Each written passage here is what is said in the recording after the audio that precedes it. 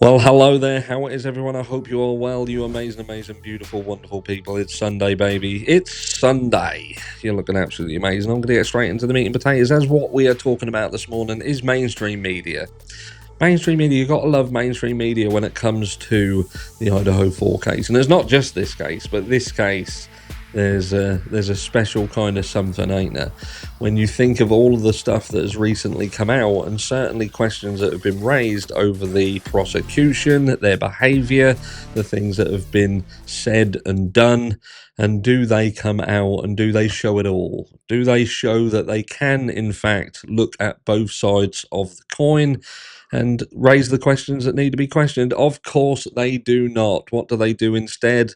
Oh, we go way back to when they start saying that Bryan Kohberger is basically Ted Bundy. That's their take on it. So rather than question the the fact that they have come into the court or they have put documents into the court and flat out lied in an attempt to make Bryan Kohberger look a certain way or create a certain narrative and weaponize information that is false. No, they don't bring that forward to you. They go down this. So let's have a look at it together, shall we? And this is their what they feel is noteworthy in the Bryan Kohberger heading towards trial era. So it says, my airy suspicion about the Idaho murders, a terrifying encounter with America's most twisted serial killer, told me everything. And this is Karen Pryor. She first saw shocking headlines in 2022 about the massacre of 4 Idaho college students inside their home. Her mind instantly went back to a time more than 4 decades earlier. It made me think about what happened to us, as it just sort of seemed random, she tells the Daily Mail in an exclusive interview. So, you know how we've sort of said about the motive behind it all, when Ann Taylor saying there's no connection between her client and the killer. So they've been very clever in that they're now, so it was just random, just random. So that takes that away. There's now no need to contemplate even a motive for the attack, because it was like Bundy. It was literally random, even though the attacks what Bundy did, they weren't random. Bundy knew that he was coming. His reign was coming to an end. His final killings were an absolute go out with a bang crime. Do you know what I mean? But anyway, that's by the by. We'll cover that another time. I just thought, thank God that 2 of the students survived, and please give the family strength.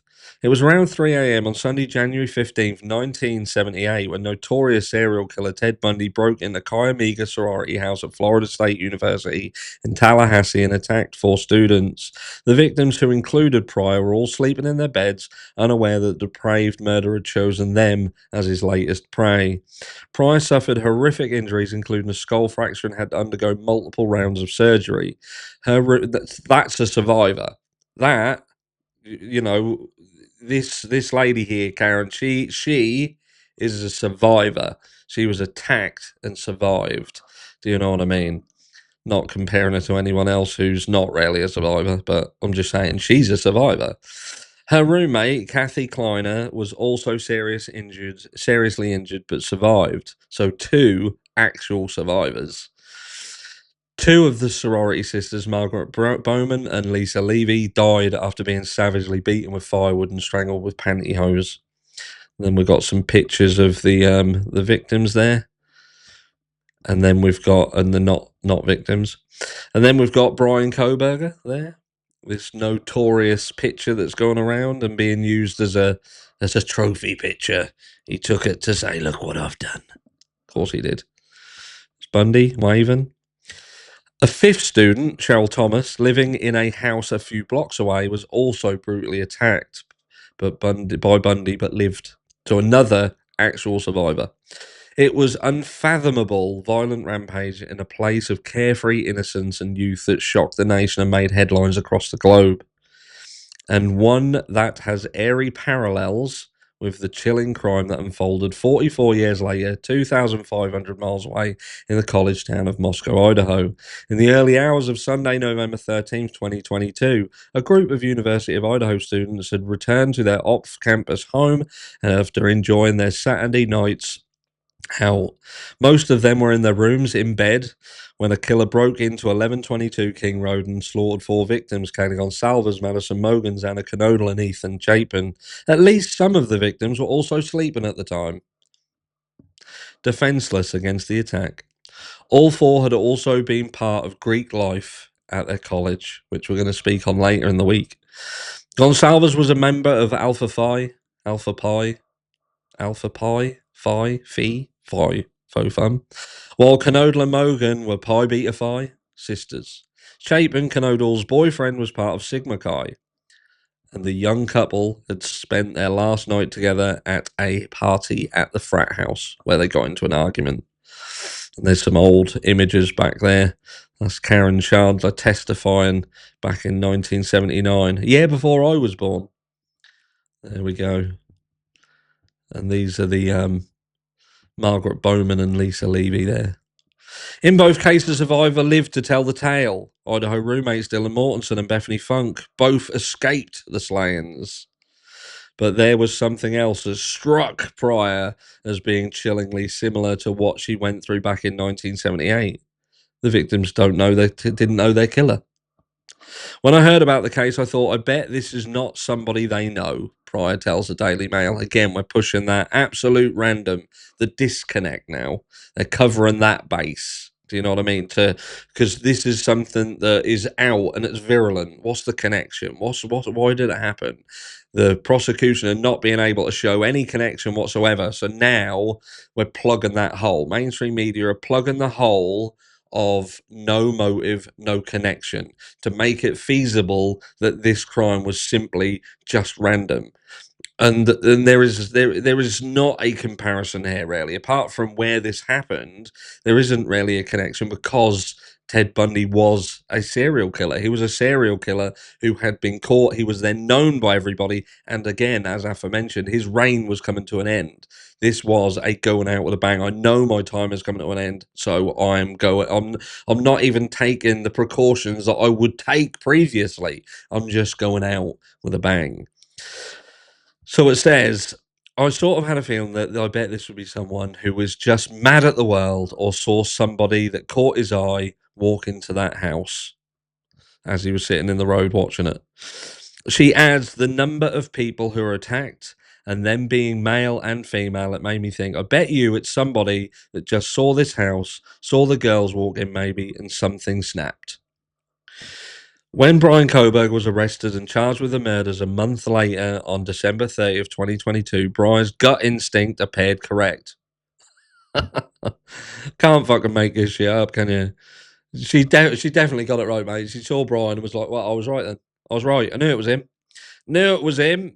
The accused killer had no known connection to any of the victims found dead inside the home. Even now, more than 2 years later, and with the case barreling towards a blockbuster trial in August, Kohberger's potential links to the 4 slain students and the alleged motive for the murder remain a mystery.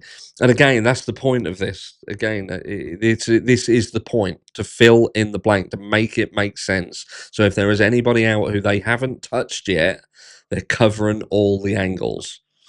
Bundy also did not know his victims. He preyed on young women, female college students, and teenage girls, kidnapping, the R word, and murdering them in a campaign of terror that spanned at least 7 states. Days before his execution in 1989, after spending years professing his innocence, he confessed to at least 30 murders. Even before Bundy was captured, about a month after the bloody rampage, Kai Amiga, Pryor says she felt sure the attack was random and that her attacker was someone she did not know. So much so that when she left the hospital to continue her recovery at her parents' home, no part of her feared he might return. I never felt like he was after me, Pryor says. There were 4 girls in the house and one down the street who he attacked. I didn't know who it was, but I didn't feel like he was after a particular person. I felt like he was after a female body, she adds. And then we've got some pictures, obviously, putting them two side by side. There's the house. While Pryor will likely never get over the murders of her two friends, Lisa and Margaret, she insists she has never had survivor's guilt and has never let that night rule her life. It's something she hopes to for Mortensen and Funk. Apart from, it's a very, very different situation here, isn't it? Margaret was a survivor. Margaret was attacked in this. She sustained horrific injuries. Mortensen and Funk were messaging one another, calling people. There was communication and pictures, images, videos being generated, made, deleted between them and parents. There was also an 8-hour gap between when the crime happened and 911 being called. And at the point 911 was called, there was an abundance of people at this property. So very, very different circumstances here. I can't stress that enough. And again, this isn't a hate track, it's a fact track. On the fact track, baby, Pryor says she imagines they'll feel some guilt over their response during those fateful hours. Though through court documents, it was revealed that Mortensen, then aged 20, heard some disturbing noises, a man's voice she did not recognise inside the home at around 4 a.m. When she opened her bedroom door, she saw a man dressed all in black, wearing a mask, walk past her room and head towards the back door. It's either that or she saw some of the artwork that was strewn across her wall, which consisted of eyeballs and bushy eyebrows. We still don't know, because even the prosecution is saying that she was half asleep, under the influence, and not really knew what was going on. There we go. In a moment of panic, Mortensen and Funk sent each other a flurry of texts and phone calls. I like the fact they say in a moment of panic. A moment of panic that spanned over an 8-hour period and consisted of Snapchat, Instagram, phone them, message them, Snapchat, phone them, make pictures, delete pictures, make videos, ring dad, ring mum. Eventually, ring 911. So not a moment of panic, and certainly not frozen shock phase. They also desperately called and messaged the 4 friends inside the home. No one answered. And they still didn't call 911. And look, so that's the gist of it. Do you know what I mean? I don't need to read any more. You can get the gist. The gist is mainstream media, rather than sitting on the fence and reporting everything, the best that they can do to take people's attention away from what is actually going on in the preparation of the trial, they are now attempting to fill in, plug them holes around the why did this happen by bringing something up that really has absolutely no relevance whatsoever, apart from people dying around a university and someone who has come forward and said that they think that this is someone who likely didn't know them who did this crime. There we go. Let me know down below what you think. Keep your eyes peeled. Subscribe to the channel if you're not subscribed to the channel. Later on, I am going to be touching one last time for now on Sahara. And is Sahara lying? Would he really risk everything for Bryan Kohberger of all people? Stick around. Mwah.